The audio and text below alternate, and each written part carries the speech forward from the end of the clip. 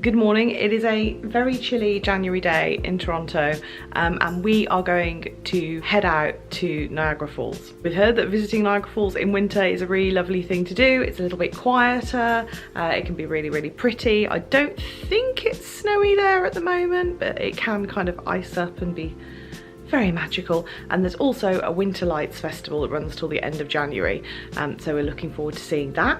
We're going to attempt to get there via the bus because we looked at a lot of guided tours. They're very expensive if the pickup was in Toronto, and also we felt like we just wanted the freedom of kind of how we wanted to organise our own time, especially because not as much stuff is actually open at this time of year. So things like the Hornblower, like the boat that actually goes and takes you around the falls is not open, as you would expect, because it's freezing and you don't want to be getting wet. So yeah, and you know, lots of things like that just aren't open. What we're going to try and do is go and do the journey behind the falls, which is a network of tunnels that runs behind the actual falls themselves. Most of that is open in the winter, just one of the viewing platforms closes if it ices over, which is fine by me because again, don't really want to get covered in freezing cold mist from the waterfall. And we're going to go and look around the falls, and also yeah, go and see the lights festival, see the illumination of the falls, and also all the kind of lit up attractions. So yes, we're going to head up to Toronto coach station, which is about a half-hour walk for us. It's cold today. It's not as cold as it was yesterday. It's about -6 out there, whereas it was like -14 yesterday. I'm sure it's going to get colder as the day goes on. So we're getting the mega bus from Toronto coach station to Niagara Falls bus terminal, and then from there hopefully we'll be able to get a local bus to the falls themselves.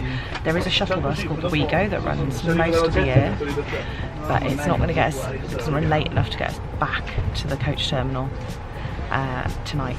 So we're just going to try and negotiate the local transit system.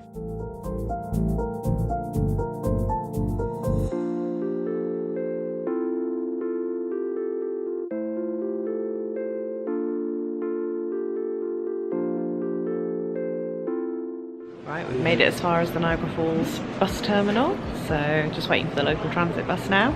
Should be about 5 minutes or so, and hopefully that'll take us down to like Clifton Street, I think, and we should be able to walk around the falls area from there. Megabus journey was absolutely fine. We sat, we watched Bones on the iPad. There was actually Wi-Fi on there as well. It was very slow, so fine for checking like emails and stuff. Could not cope with Instagram.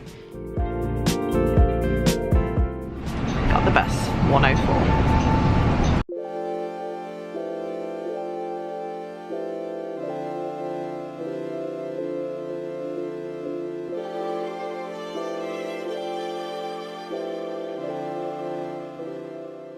Okay, it feels very different here to where you get off the bus terminal.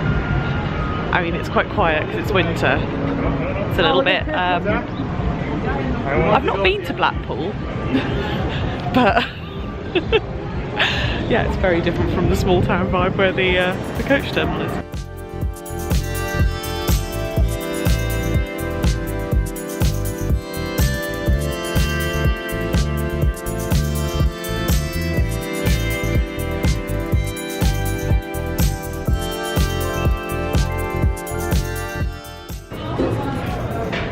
How's your first IHOP experience? Pancakey. Okay, yeah.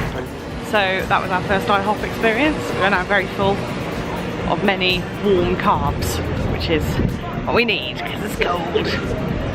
There's a very big, lots of announcements. There's a very big haunted theme, like more so than I think for a waterfall. Like there's Frankensteins and loads of haunted houses everywhere. I'm not sure how romantic this trip's going to be because between my hood and Dan's hat, we can't hear a word each other are saying. Dan has just said, have you said how cold it is today? If you can't judge by how many clothes we're wearing, it's very cold. How cold is it, darling? I don't know. You don't know? Well, I'm glad that we did this little segue at your request then. Something that looks a lot more waterfall-y at the end of the street. So that's Niagara Falls. And there's the Horseshoe Falls.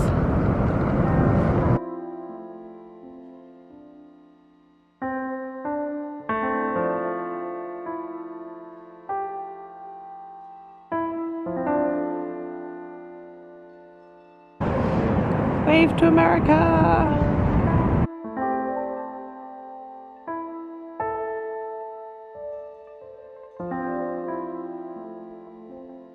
The closer we're getting to the falls, the more we're seeing people who are like basically iced over. It's a little bit concerning. So the further we get away from like Clifton Hill and the closer to the main Horseshoe Falls, the like less built up everything gets, the less kind of Vegas-y / Blackpool, and it all starts to look pretty beautiful, especially with all of the trees iced over. Some fairly impressive icicles. It's quite hard to read the signs because they are completely iced over. But Table Rock's somewhere around here. And way down there, that's the platform that usually in the summer you do behind the falls, you can go and stand on, but we can see it's completely iced over. It was closed during the winter. That must be an amazing view.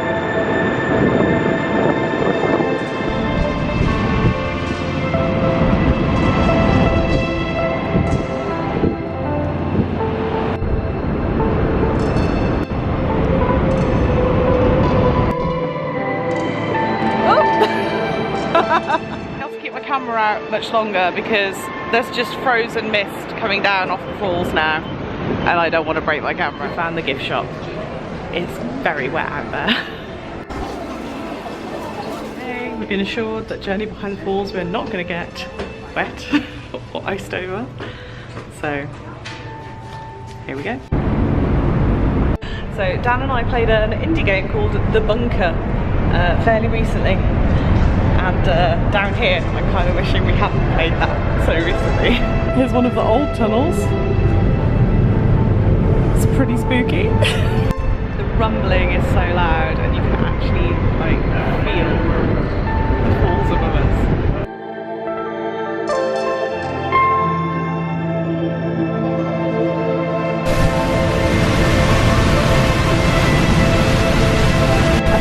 I can't believe we're behind Niagara Falls.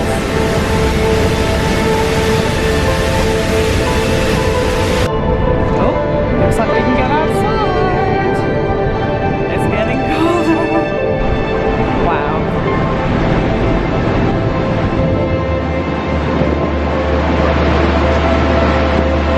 Oh my god, what a view.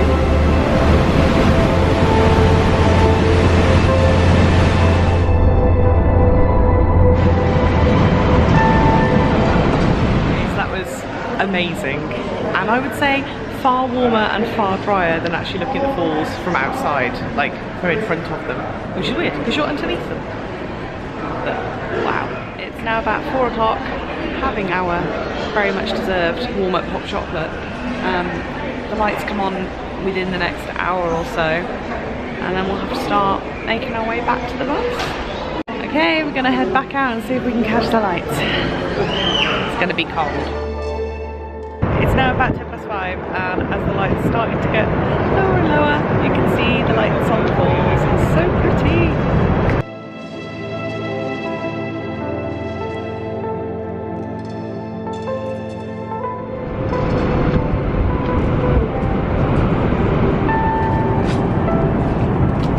And we're starting to see the other lights dotted around now too.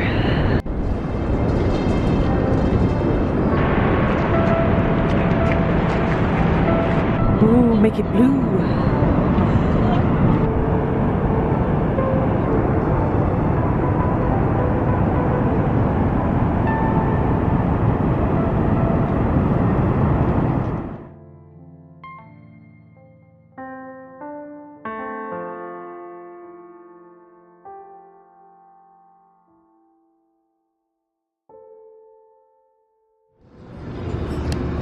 Just walking back up to get our bus, and it's quite a lot of dinosaurs. Time to go home.